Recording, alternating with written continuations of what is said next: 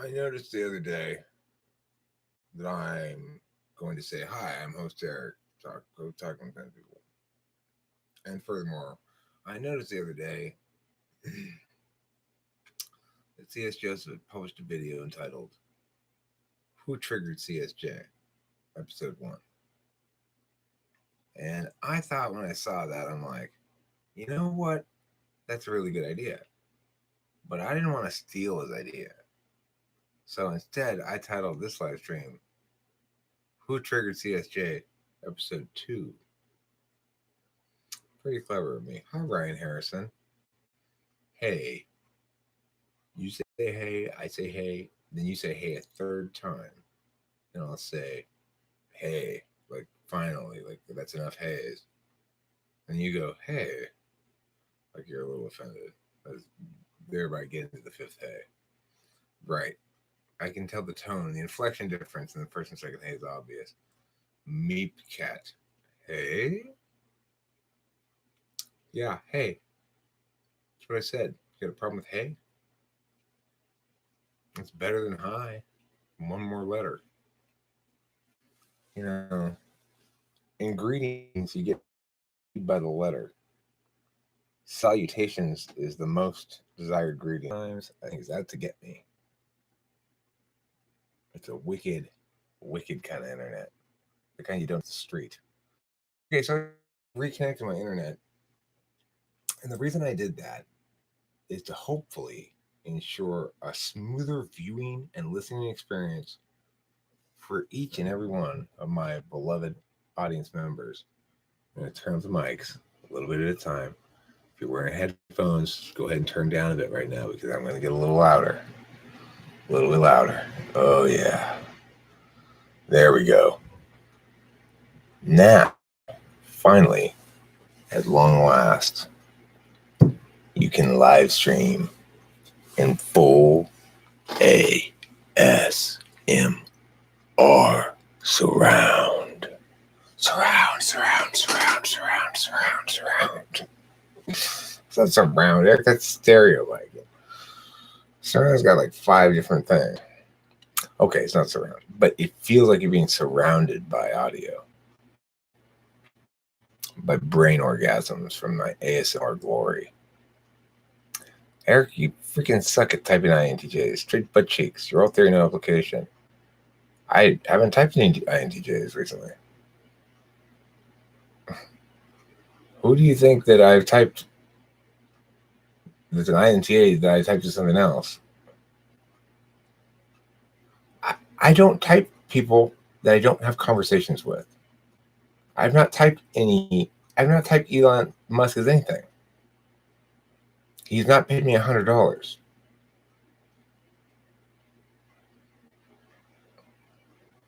You feel like you manifest the live streams.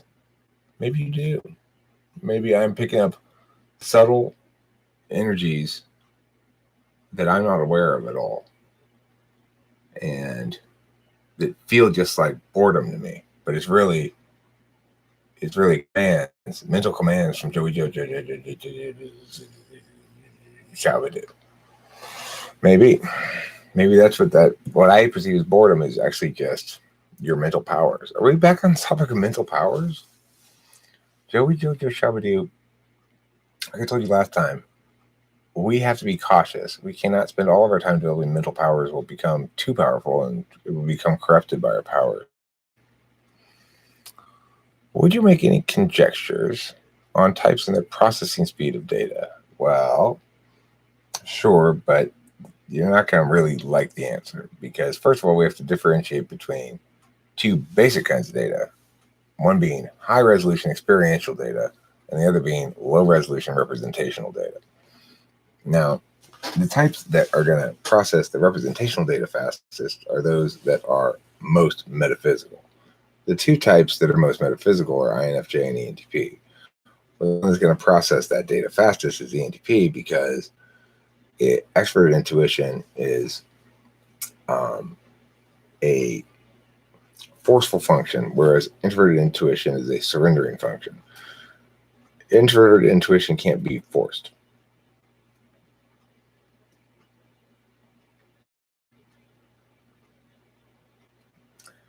You mean all my videos of you typing INTJs as something else?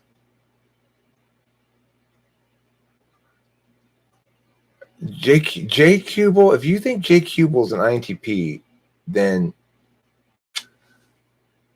there's your problem. You don't understand cognitive functions at all. He's obviously not an INTP. There's nothing TI about him. There's no SI there. No, that's. I mean, I haven't formally typed him, so it's true. He might be an INTP. I don't know for sure because I haven't formally typed him. But if you think that his affect and general display suggests INTP over INTJ, assuming you also haven't had a conversation where you're trying to actually test things and pull things out, right? Assuming neither of us have. If you think the display is more consistent with INTP than INTJ, then you don't understand anything about displays. Now, you might still understand things about cognitive functions, which would be more important, but you definitely don't get which displays correlate. And that's not a good way to type anybody anyway, but there's definitely more correct correlative interpretations than less correct. And if you think his display correlates more strongly with INTP, then you are absolutely wrong on that metric. Howdy hoes. Howdy. You know, when I'm out here whoring in the Old West and I hear a friendly howdy, I go, no place I'd rather be. So I suspect 17X, what's in fact the case is that you've got yourself typed wrong and are basing a bunch of other typing protocols on your perception of yourself and who's like you and who's not like you and stuff like that. And but because you got your own type wrong, you've got a lot of things backwards probably. That's my guess. I don't have any substantiation for saying you have your type wrong. I don't know what type you type yourself as or anything. But it's funny you say typical TINE with shit inferior SI get more experience with INTJs. That's a very SI critique you're making right there. You know, you could additionally say there's a universal manifestation of INTJ that you're not getting clearly enough as an archetype. So you need more NI, not more experience, right? You need more clarity in your intuition, not more experience. But you say, well, I clearly need more experience because of my failings or something. That's suggestive that you've got SI in the stack yourself. Your critique of my SI just displays a misunderstanding of functions, but it is revelatory that there's likely to be SI in you. And that's the difference between genuinely understanding functions and what things mean, how to interpret things, and being both wildly off base and wildly overconfident, which is what you're doing. So yeah, there's conjectures on types and their processing speed of data. It's because you got two kinds of data, right? Like an ISFP is going to be best at processing the straight up experiential data of feeling weight and doing shit. But that's not usually considered processing data fast, right? That's considered being a dumb sensor or whatever. But of course, they are processing very high resolution data way faster than I could ever dream of processing it. So that's the reality of it, is you're going to have people who are fastest at processing certain kinds of data and are particularly configurally unbalanced. It's going to mean they're especially weak at processing other kinds of data. So I am very, very fast at processing the kind of data that I'm very fast at processing, and I'm basically retarded at the things that I'm not good at processing. So when you're asking a question like that, my guess is you're an intuitive and probably a thinker and would like to hear me tell you that the smartest types are those who have thinking high in the stack because they're processing data faster. That's my guess. That's absolutely not the case, but intuitives video.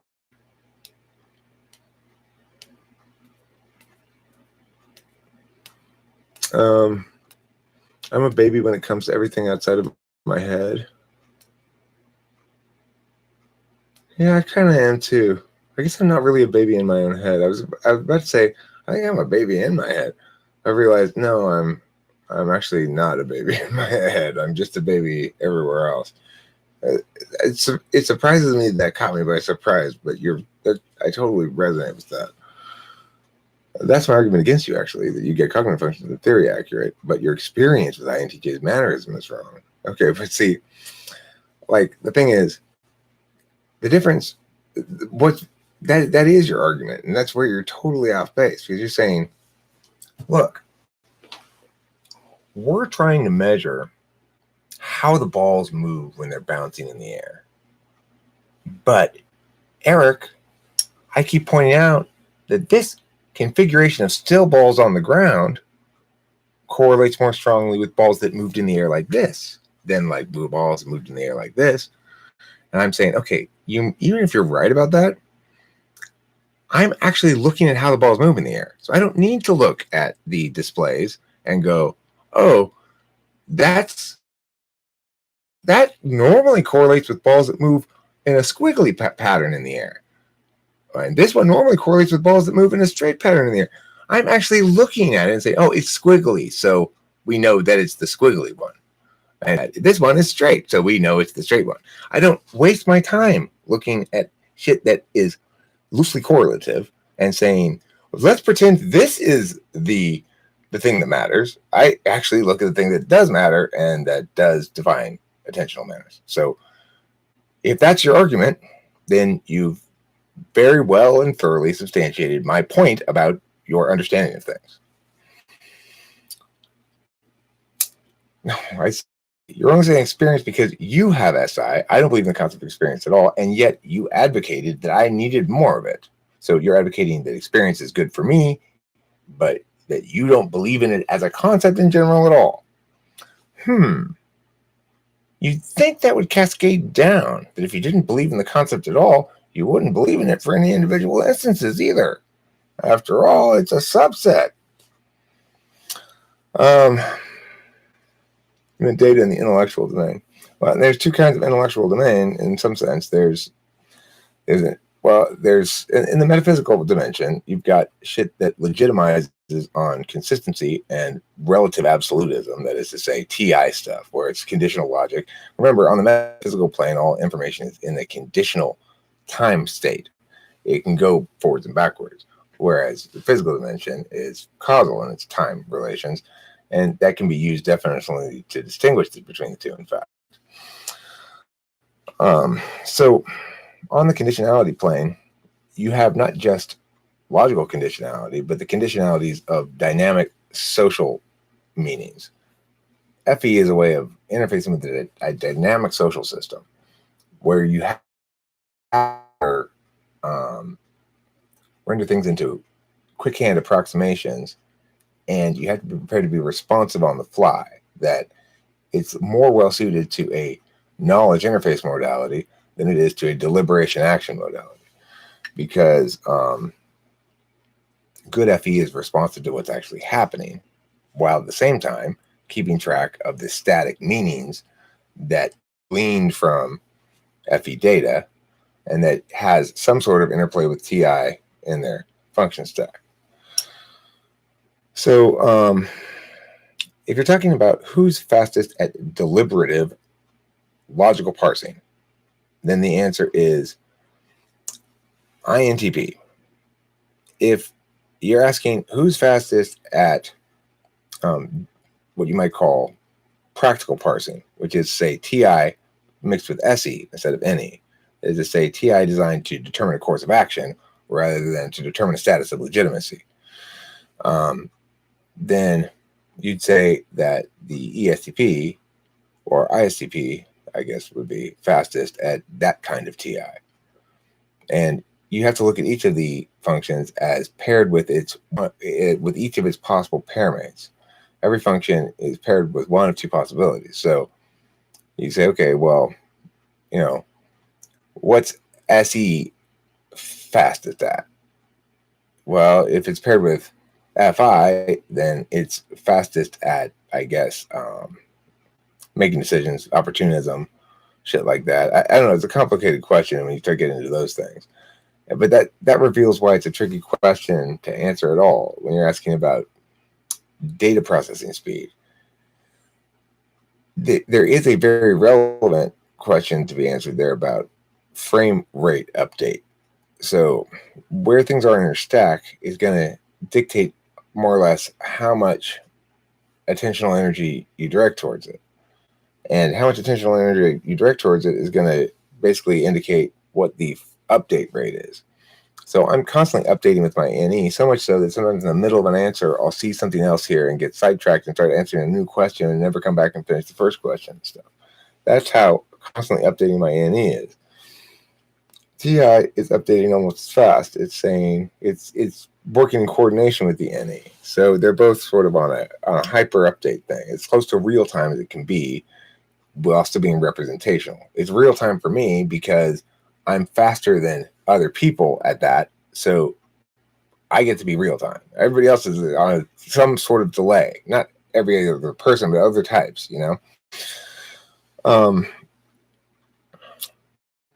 But the thing is, down in my third slot with the FE, now that gets less frequent updates. I check to make sure my FE is working much less frequently.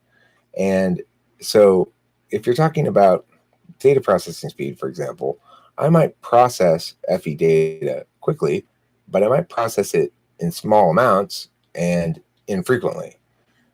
And so the question of processing speed then becomes muddled pretty easily, or muddled pretty thoroughly, because you go, all right, well, am I a fast processor who's attaining slow processor like results because of the slot placement? Or am I a slow processor who's attaining fast process results because of slot placement? Or, you know, you can see that it becomes pretty tricky to answer that question in any kind of meaningful sense. For most problem-solving applications, I'm sure the fastest thinkers in terms of that regard are TE DOMs, because they do nothing but go around the world framing everything as a problem for them to solve. But that doesn't mean I think, oh, they're intellectually superior to me because they're faster. No, I understand that every cardinal configuration has its own. My configuration is best at this shit, and its own. My configuration is worst at this shit, and its own. My configuration is good at these things, and its own. My configuration is meh at these things. Every type has that, and to the extent you want a meaningfully and narrow definition of processing and data and stuff down enough to make it useful, then you just define it as a cognitive function. You're just asking the same question as who's the fastest processing TI? Who's the best TI user? Well, for word-based shit, INTPs. For non-word-based shit, ISTPs. Let's see. Why are the ENFP and INFJ not?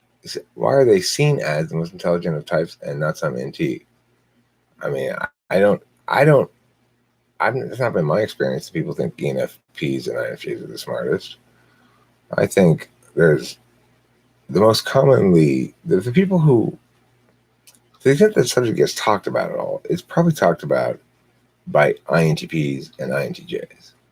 But I would guess mostly INTPs, who both have legitimate claim to call themselves the smartest, although, you know, it's like on an academic level, sure, I guess they would have legitimate claim to do that in direct heads-up competition with INTJ, who would have equally legitimate claim. But you know, if you ask most people which type is smartest, they might have some random opinion. If it's not their own type, they're not attached to the answer at all, probably.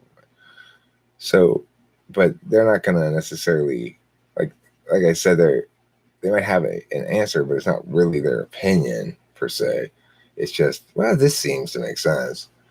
So I would guess that you're talking about some personal experiences you've had where you met some people who randomly have said ENFPs and INFJs are the smartest.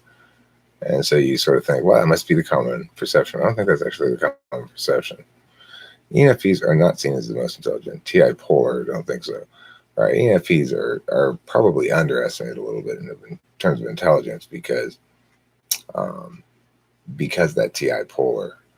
But they can be very artistically accomplished. It's just when they started getting into argumentational shit that they get exposed.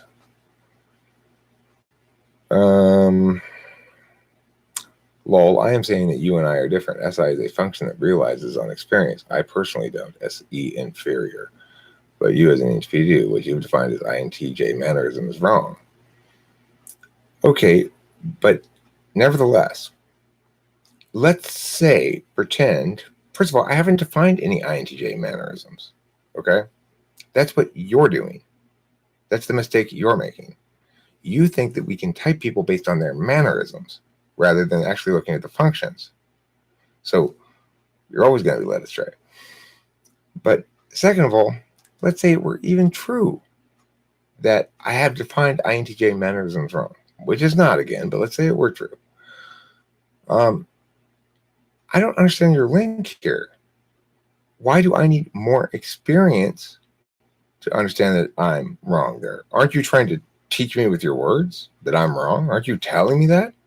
So if in fact it is the case that I'm wrong about my definition of INTJ mannerisms, why do I need more experience? Even if I'm an ENTP, I can surely understand your words and I'm capable of processing what you're saying. Shouldn't the valuable information you're being providing me now be enough for me to glean the new understanding you're offering? Okay, but first of all, 17X, I quote, and I am associating a weak inferior SI being the cause of your making this mistake.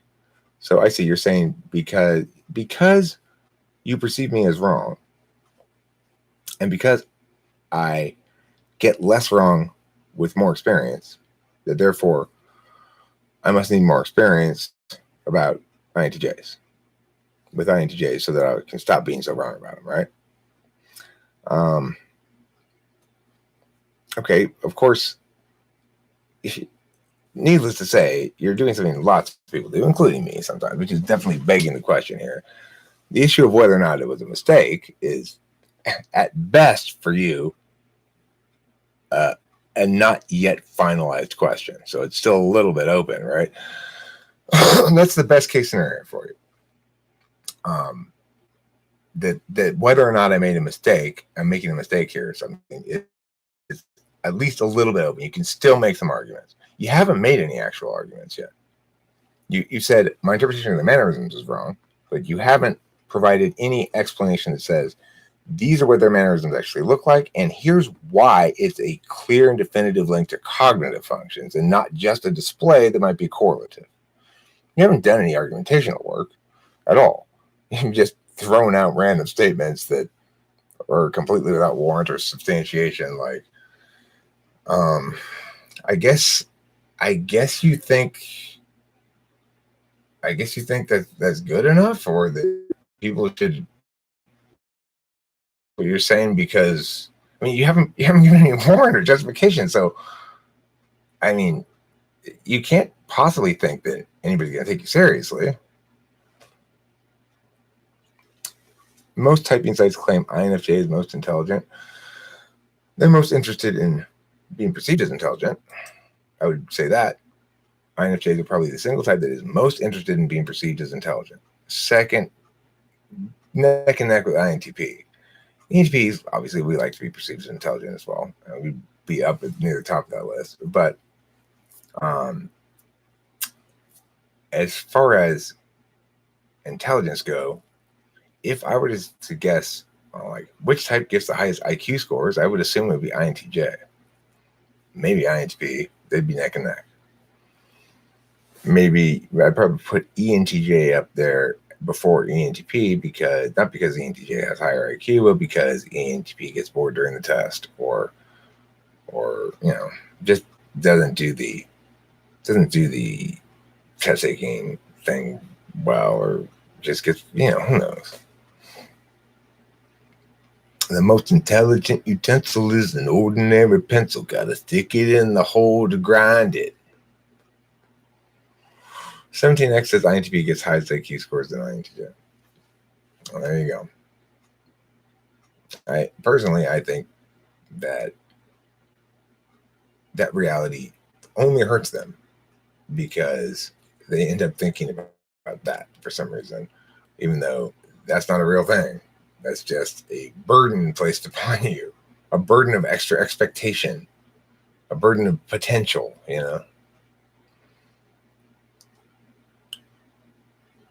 There's no raw brain power. It doesn't work like that. Attentional manners, this is another indication why you don't get attentional manners. Attentional manners are approaches to being, right? They're approaches to existing in the world and addressing things. So everybody has basically the same range of attention. That's to say, you can sort of be paying a little bit of attention or not really paying attention, sort of half-assedly paying attention, all the way up to intensely focused, intensely paying attention and focused. Now, that's maximal brain power. How that attentional manner plays out for you is going to depend on which attentional manner you're attending with maximally. So the idea of, ITB has higher raw brain power. Oh, well, no, they both have exactly the same amount of capacity to direct attention, which is to say you can go full blast, maximal paying attention, or something less than that. They both have that, but they're using different modalities of attention as their dominant function. The TE-DOM is looking for solvency, looking to best attain the outcome he wants with the least amount of work, or in a more efficient way than his current understanding of the situation. Whereas INTP wants to affirm on legitimacy grounds, and mostly those are legitimacy of communicative defensibility. In other words, like argumentational stuff. But some of it is legitimacy as a social thing. They want to be perceived as far as I indicated, and they want the social credit for getting high scores on things like that. So those are two different modalities of approaching a test. The reason both those two types are going to score more highly than, say, FI DOMs or FE DOMs is because the test is skewed in favor of some attentional manners and against other attentional manners. So it's a test that says, hey, since nobody knows about attentional manners, let's make this test that singles out people like us who made the test and makes us have a higher score at something and be better at it than all the people who didn't come up with the test. You know how we're different than those people? Let's call that intelligence. And let's pretend it's really important. And let's say that we have a big number of it, like over 130, and you have a littler number, like 95. And that'll show how cool we are. It's fucking stupid as fuck. So a hypothetical situation where we have an arbitrary type and a situation where they have to process data, whether sensory or logical data, to solve a problem or come up with a course of action to take. Where do mistakes or less optimal decisions come from? So, for example, even in a situation which would favor an optimal solution to a specific type, you still get some margin of error. Well, I think the best way to address that is to the prime directive, which is the prime directive is to narrow the gap between expectations and realities. No human being is going to be perfect in their predictions because of the nature of probabilities, and also because of the flaws, the heuristics people use as decision-making heuristics. But the most important thing to note here is that the cognitive function model includes and incorporates and accounts for the fact that it's an open system.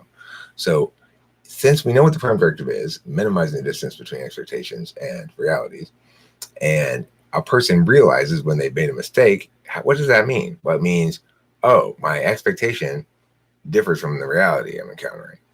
And then they adjust because the prime directive means all of their attention will be constrained by the need to avoid distance between expectations and realities. So there you go. That basically explains it. In fact, the much more difficult question is, where do mistake-free instances come from? That's a harder thing to get to, right? It's easy to get to mistakes. Mistakes come because people can't predict shit. INTPs are the least intelligent NT type, however, they're the most creative. I mean, I'm sure by the stats that's true. I don't doubt that INTPs score less well on IQ tests than INTPs, INTJs, and ENTJs. But the funny thing about an IQ test is it's one way to measure intelligence, and it's the way most people ask other people. You know, like, well, what's your IQ, Jordan Peterson? But what's so strange about it is, prior to the IQ test, or if we didn't have IQ results, I could ask any person, hey, you've been sitting here watching those three people talk for an hour. Which of them do you think is smartest? And the person will probably have a pretty clear perspective on the matter. Now, the person might qualify that perspective by saying, look, I'm just talking about displays of intelligence. I can't see what's going on in their head, so I don't really know who's smarter, but guy number 3 sounds smarter. Well, if you're talking about that kind of intelligence, ENTP is going to win that. ENTP is going to win that every time. We're going to sound smarter. And you go, yeah, but you're not actually smarter because you got a lower IQ score. Well, why is IQ score actual smartness instead of sounding smart, actual smartness? Couldn't we have sounding smart be the criterion for being actually smart? It's just as valid as some random score on some random test. Oh, Donald Trump's back. I think Stephanie Torba is ISFP. The banner for her channel is her posing with a drill. I had her typed as ISFP for almost the entire typing session.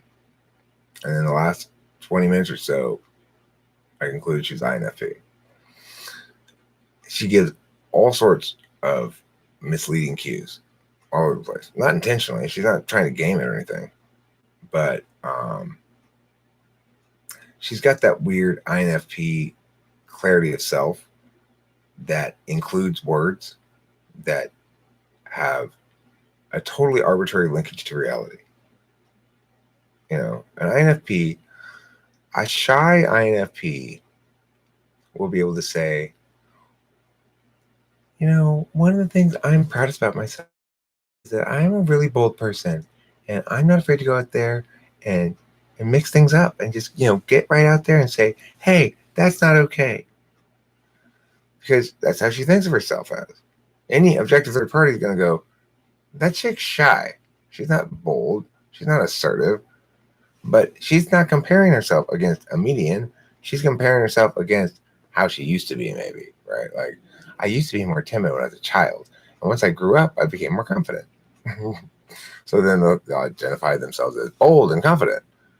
Of course, that's the FI thing. They don't think words. They want words to mean what they feel like they want them to mean. When she was talking about efficiency in that video, for example, when you actually listen to her say, efficiency is very important to me, and then describe what efficiency is, the thing she's describing is SI keeping your shit organized, not losing stuff, writing down schedules and stuff. That's not TE, you know, but somebody watching that video might go, efficiency, you know, that's a TE thing. You know, that's why those kind of random correlates, again, aren't good ways to type people. Instead, you got to go, all right, well, what's she actually talking about? She's talking about organizing her shit and keeping her schedules and stuff. That's SI. That's not TE. So I should discount this insistence by her that efficiency is the most important thing to her. Because what she really means is my SI hidden agenda, third slot function scorecard, is my scorecard. Well, yes, it is your scorecard. And that is going to make you feel good when you keep your schedule and shit like that. But that's not TE. And, you know, this is the problem I encounter all the time. People come in with these wrong-ass definitions of things, and they don't have any justification for why we should prefer one over another.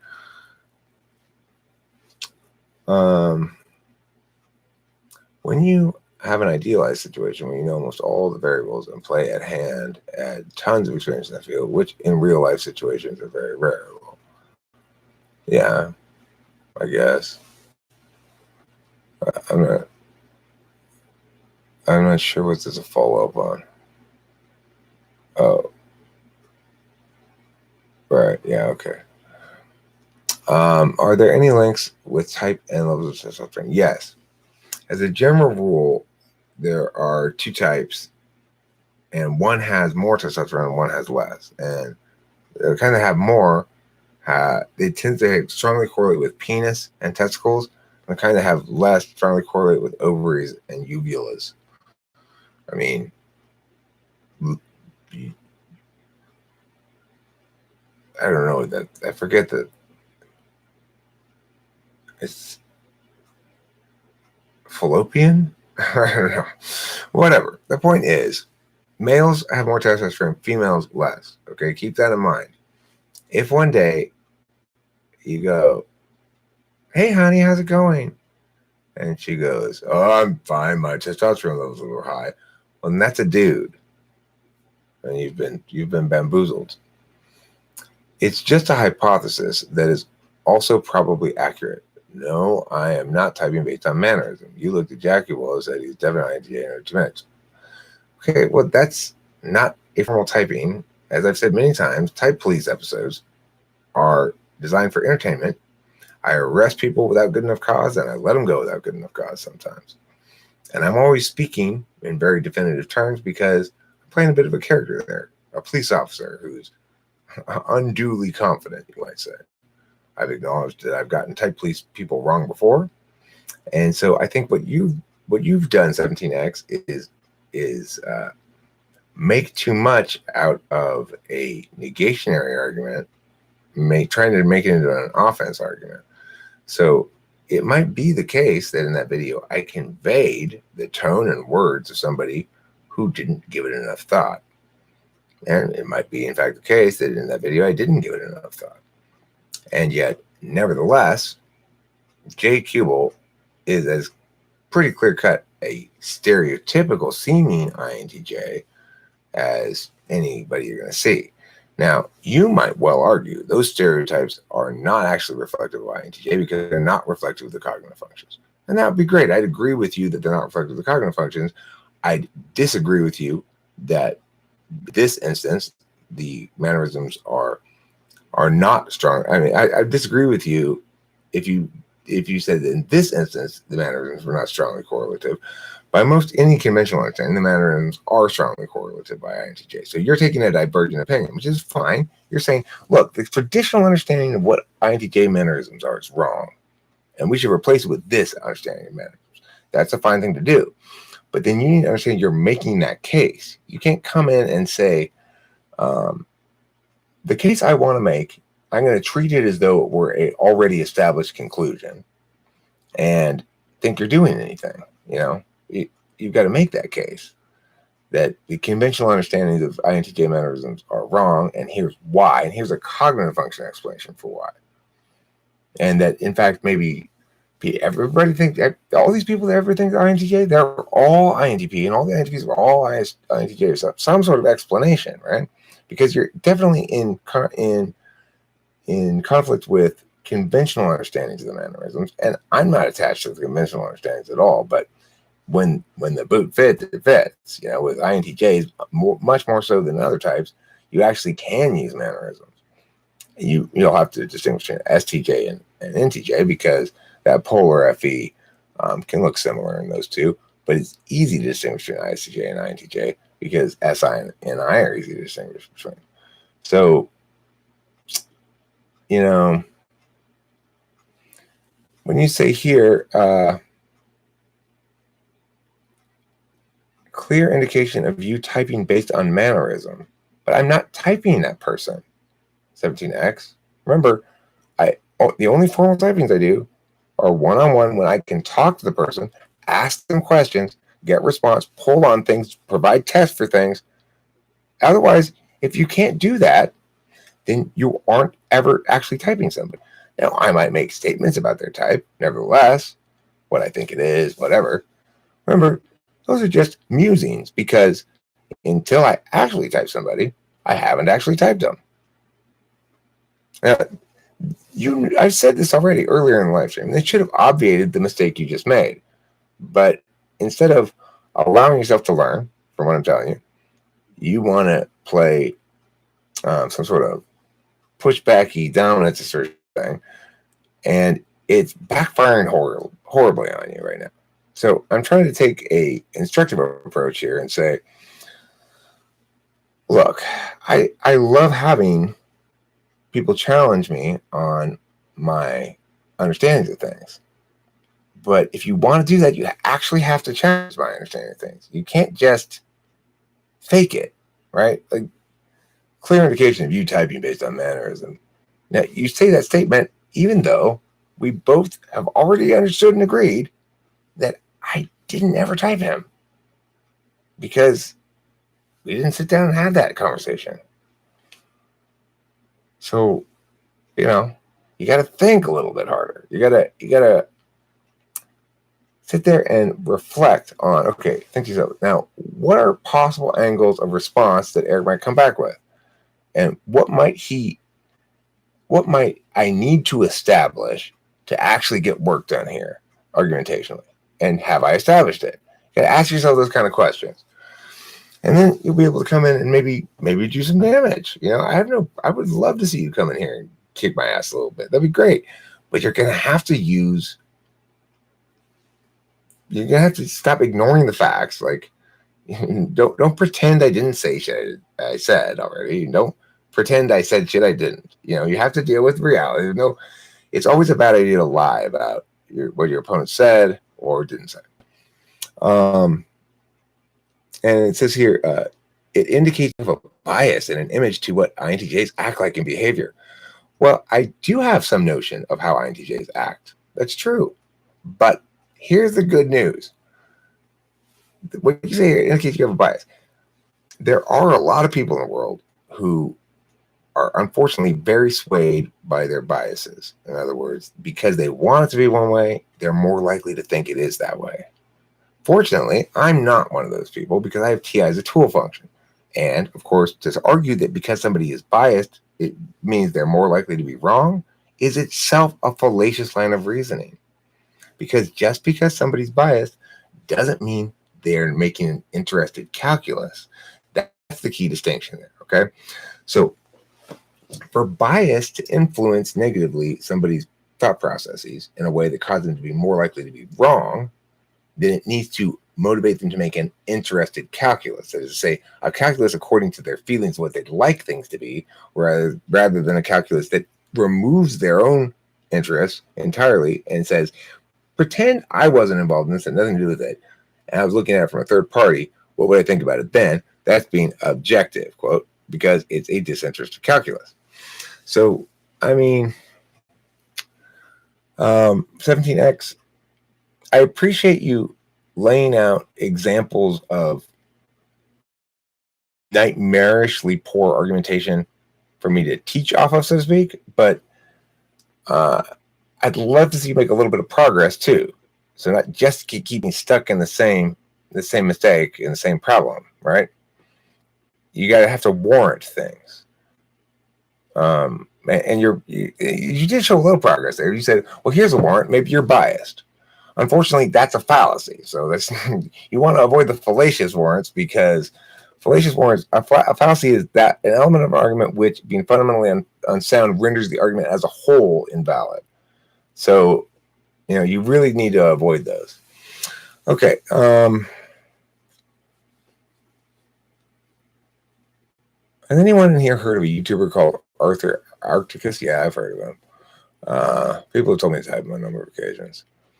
Is there a type that would most try to game the system with you to try to steer you in some direction and type them a certain way?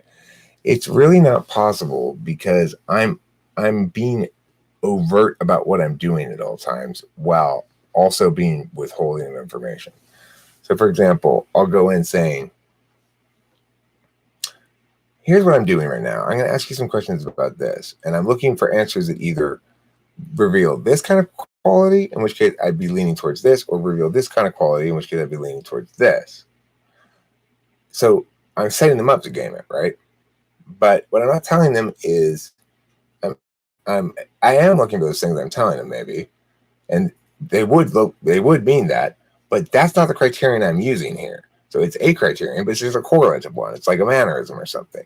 I might say to them, this mannerism normally correlates with this mannerism normally correlates with that. Now, which mannerism do you identify with more? But what I'm actually looking at is how they answer the question, not what they answer the question. So are they answering it in a hummy fashion? Do they have a clear, decisive understanding of what the answer is? Do they want to critique the question? Do they reject the binary implicit in the question? These are all different manners of answering the question. They're a lot harder to game, and doubly hard to game when you're being given truths that function as red herrings. I'm hyper aware of how the communicative interactions are going on and what their possible perceptions are. And I usually begin every typing session by asking them, can you tell me how much you know and what you kind of think you know? And if you have a type coming in that you think you are, but don't tell me what it is, I always start with that little thing.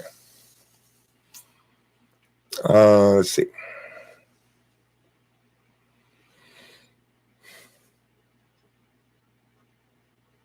Maybe Eric can type please and verify. I'm talking about Arthur Arcticus. Need to arrest Andrew Rice. Who's Andrew Rice? Andrew Rice Blay. Your ENFJs will try to game it most. They're the one type who might successfully game it. ENFJs can fool me for stretches of time because they can imitate imitate NE pretty well. They can even imitate SI a little bit. Anyway, they're hard. They'll try to game it, but they're not going to succeed. Let's see. Actual molecular biology finds a correlation with autism, high levels of testosterone, and left-handedness. You say your knowledge in MBTI is based on science, and you don't seem to know this? Who are you talking to? Me?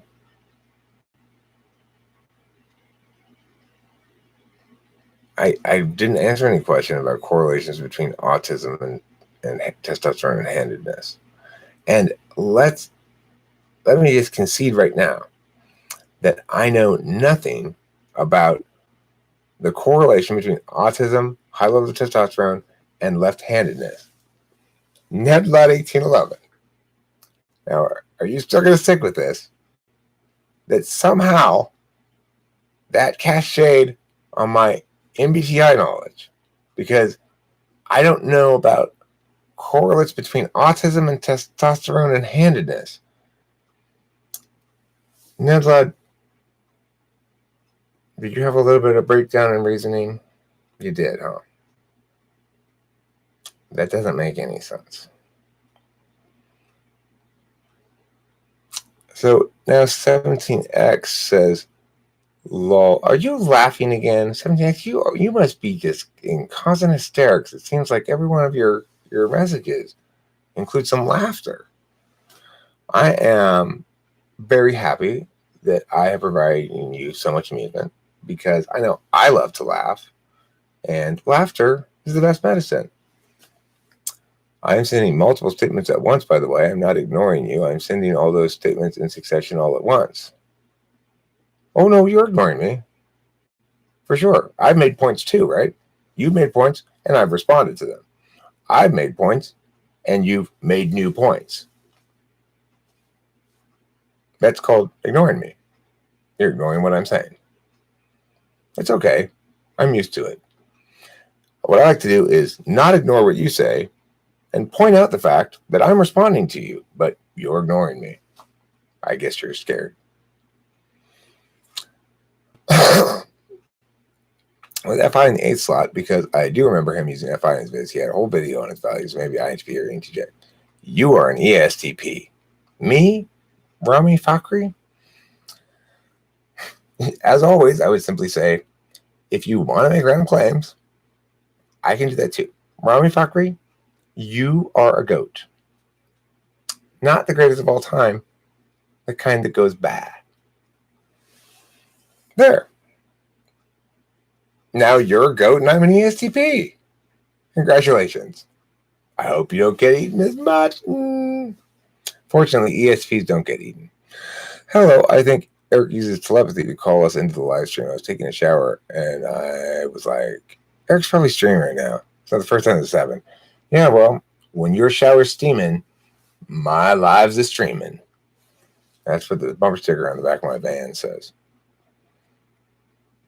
Autism equals 0 FE. Psychopathy equals 0 FI. I agree with that. Rummy fuckery. Zandy. Oh, JL's here. Thank God. Yes, I referred to Arthur. JL says, Zandy. I thought, maybe Eric is there to distract me from the fact that I'm about to be late for work. Yeah, I am. I got a message for your boss. Hey, JL's boss. It's okay. It's all right. Don't worry about it. So it just didn't even happen. Just didn't even happen. Okay? See? There, you're fine now.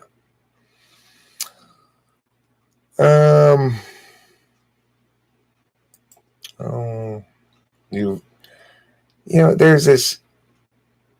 Whoa! Don't attack my ontology, Rami. There's this one kind of like trying to be racially provocative. It's a particularly weak form of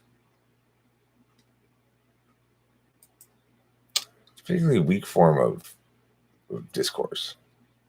It doesn't do anything interesting. Don't you know I'm a part of the Grace Empath Club? Oh, you're a part of the Empath Club too? Empath. You and me are two of the three empaths in Empath. A three empath battalion of empathy. Rami's a CJ subscriber. Well, you know what, Rami? You're in luck. You are in luck, Rami. Today you get to hear some things that aren't bullshit. Congratulations. Empaths. Who else is a highly empathetic person here? I am an empath. My name is Eric. I'm empathing at you right now. Let me show you how empathic I am. Dylan, you're sad. Rami, you're mad. Max, you're despondent. Planet Ketchup, you are amused. Uh-oh. Jojo Shabadoo, you're bemused. Big difference. That's empathy. I can tell everyone their emotions. Who's the third empath? Morrissey? It used to be. But, he got, frankly, a little bit cold and a little bit bitchy. And so that's why we decided to invite you, Jojo Shabadoo. It's going to be me, it's going to be you, and it's going to be Becky. And we are going to, when we put all three of our mind powers together and go, empath, people will feel so empathized with that it'll cause their liver to fail.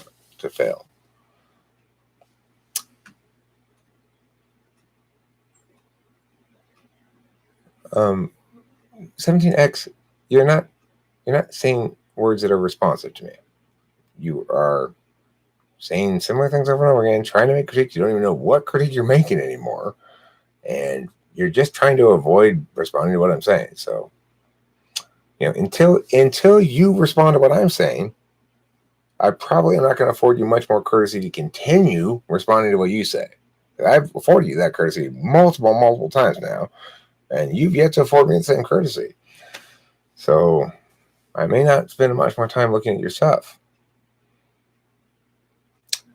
Is the polar really the weakest? I'm starting to think it's not accurate. What makes the inferior stronger? Well, the weak and strong words are the problem there. No, polar is not the weakest. Polar, I would say, is exotic. There's something, one has a certain childlike wonder with your own polar. Strong and weak are meaningless terms. You can say, is it the attentional manner that you spend the least time willfully or metacognitively engaged with? Yes, it is. So it's both unconscious, so you spend 0 time engaging with it in a real willful metacognitive sense. And then you spend very little time in the non-willful or reflexive experiential sense because it just sort of comes and goes randomly, and it it doesn't engage you ontologically beyond the experience of it. So, does that make it weak? No, because look, I got polar FI. Does that mean my feelings are weak? No, my feelings can be extremely strong sometimes. I can be very sad, or I can be enraged, or whatever. My feelings aren't weaker than somebody else's who has FI, but they're a lot less sticky because I don't spend much time attending to them. In other words, they don't have those rushes of emotion that frequently. And when they do, they end quickly. And once they end, I don't sit there thinking about it anymore. It's like emotions don't stick. Okay.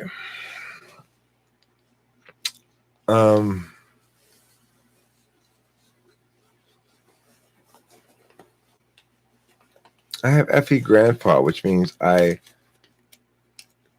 tell stories about walking to school uphill both ways.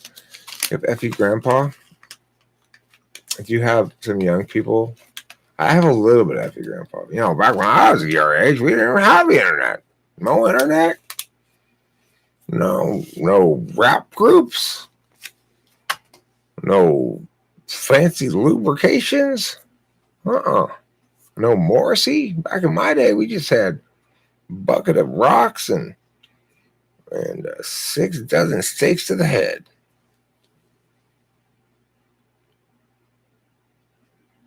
Morrissey's a big bitch. Agreed. Yeah, well, he didn't used to be. He used to be cool. He used to be empathetic.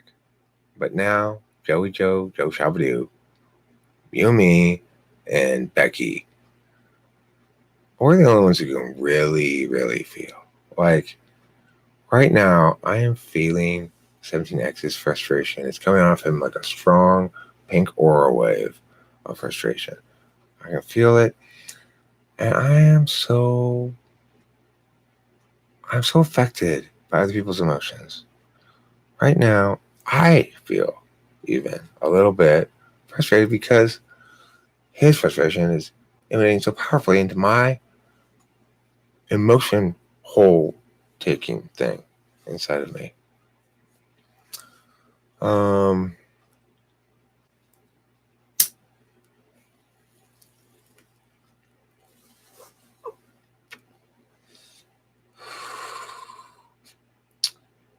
Where I'm going is I am still not convinced about the scientific efficaciousness of the MBTI technology. What? Okay, so tell me then, if you're saying you want to legitimize something, but you can't legitimize it until it meets the criterion of scientific, what qualifies as meeting that criterion for you? If you have a clear answer to that question, then I can give you a clear answer.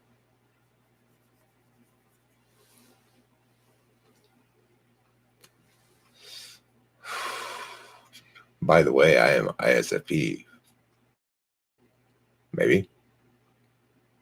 You don't encounter a lot of people who claim to be ISFP and turn out to be something different, but those probably. But you never know. It depends. Did you type yourself? If C.S. Joseph typed you, then you're almost certainly not an ISFP. I have Effie as my cousin's mother's only sister's son.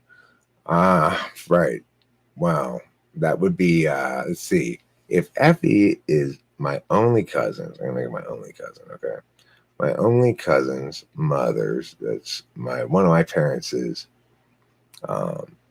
sister. So it's my mom's son. So that would be FE is you are FE. Max G94, you're FE. The spirit of FE is upon us. So I am empathetic. You think you're empathetic. I have a black and gold belt in empathy. That's the one above black belt. It's just a black belt, but they start weaving in golden threads through it. Hi, Eric. If I purchase a typing session, how long does it usually take to get scheduled? I can almost always find a slot within 1 or 2 days. It depends on how quick people want to do it. Like, if you were to say, I want to do it right now, Eric, and PayPal me right now, I'd say, okay, in the live stream, we do it right now. Why not? I got nothing else to do. I could go to bed. I will go to bed if otherwise. If my parents' lifestyle, I just go to bed. So whatever. So yeah, it's easy to schedule it. I've got a pretty open schedule, and I like to schedule shit quick if possible. But I sometimes, like this lady I typed. When was that? Was it today or yesterday? I guess it was earlier today. She paid me a long time ago, and then she didn't really follow up. I kept following up and saying like, okay, so what's a good slot, and then she didn't really reply that much, but she'd already paid me, so I don't know, well, whatever. And then months later, yesterday, she emailed me again, and she's like, I'm free right now. I'm like, I'm free too. Let's do it. What types do you think have a good chance of actually self-typing correctly? Any? I think that the types that have the best chance of self-typing are those with TI in the tool slot, not in the dominant. But I think that ESTPs and ENTPs could easily mistype for each other.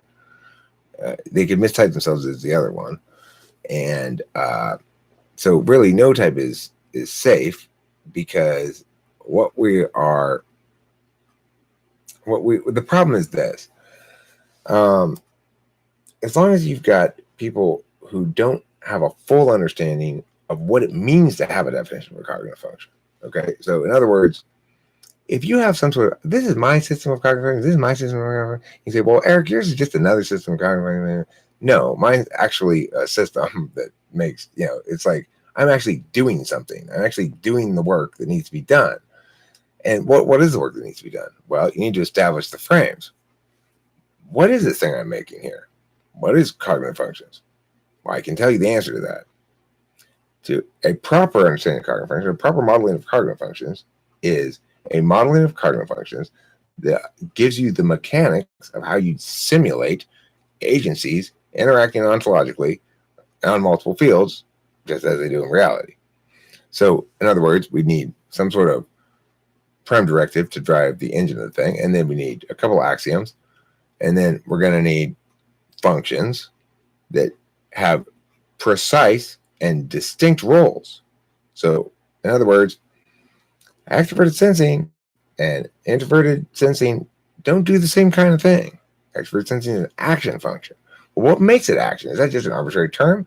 No, we have a operationalized definition of it, where you say, actually, to take action is to establish new impacts or to impact existing objects on the corresponding flow, which is to say on the corresponding field. Remember, we're trying to simulate this. So we're going to have to deal with approximations, of course. But a proper cognitive function model, at the very least, aspires to produce a mechanics that can be simulated and tested. That is not, absolutely not, what anybody but me is doing.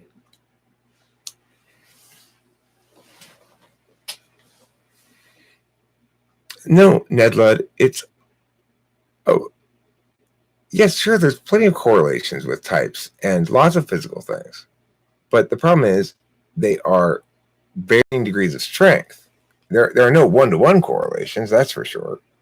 And if you want to pay attention to those correlations, keep track of them carefully, then you're guaranteed to be misled, because you're saying, I'm going to, let's see here. I've got some white fur.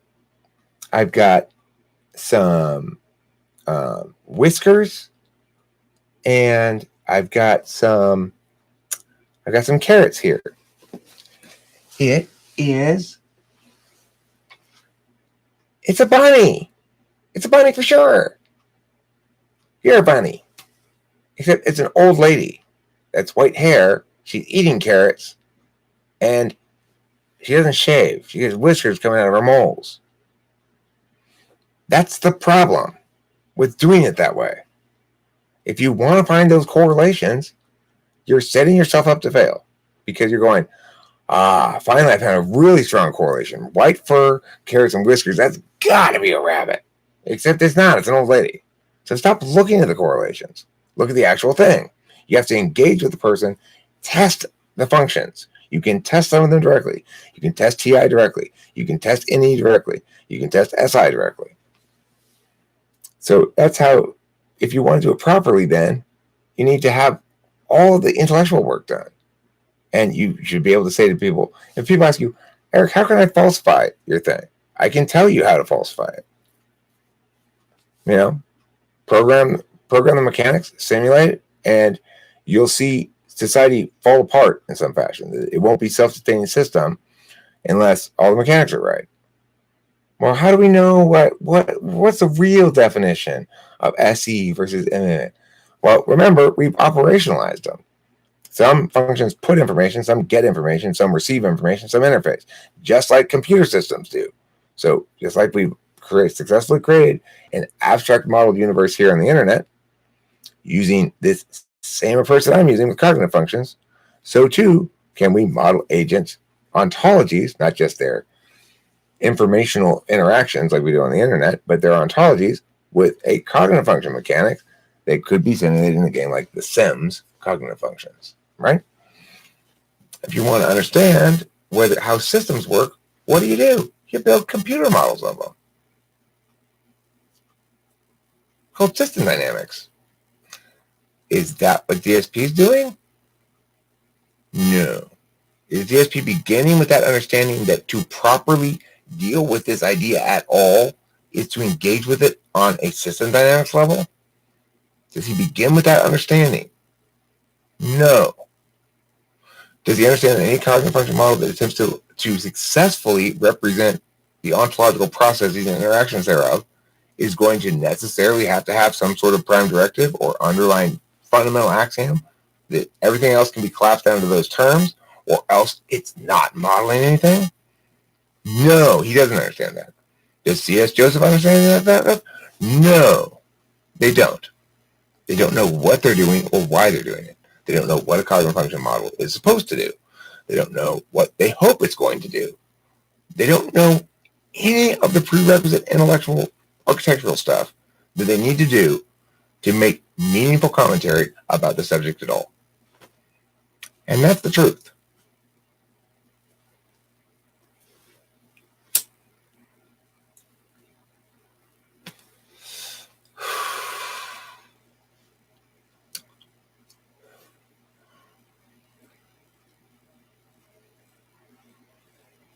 Max asks, what's the main argument for debunking the typing chart used by CSJ?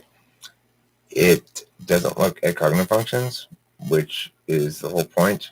That a type is just a shorthand term for a cognitive function configuration. So looking at things other than actual cognitive processes in terms of determining what that configuration is at best a supporting modality and never one you can rely upon. Do you get many high TI people who pay for typings?